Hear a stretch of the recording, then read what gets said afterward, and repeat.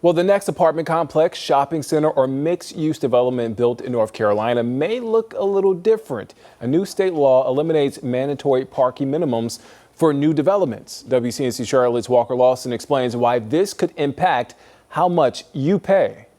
Well, for decades, developers were not able to decide how many parking spots they would build when bringing a project online. It was largely left up to the zoning ordinance. But next year, that will change when a developer decides to bring on an apartment complex like the one behind me, or a shopping area or mixed-use community.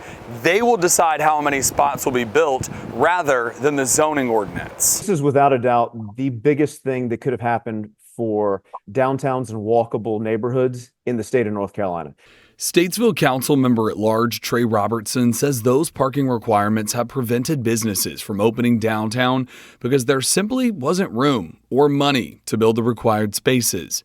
I know definitively that we had about 7 or 8 businesses or construction projects that got shelved because our zoning ordinance required more parking than was feasible on the spot. Representative Donnie Loftus, one of the bill's sponsors, says this will address stormwater runoff. This bill started out as me driving by looking at large box shopping centers that sat empty all year long. Asphalt did nothing but heat the climate. The water runoff did nothing but run into a creek or a stream, which ended up in a river at a much faster pace. Those required parking spaces aren't free.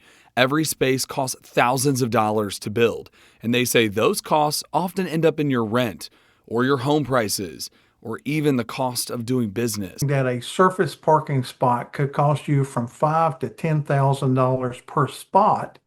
Well, the developer's not going to eat that. They're going to pass that along to the cost of the house. If you are in a downtown that has a parking deck, that could be anywhere from $25,000 to over $65,000. The bill will go into effect on January 1st. Reporting in South End, Walker Lawson, WCNC Charlotte.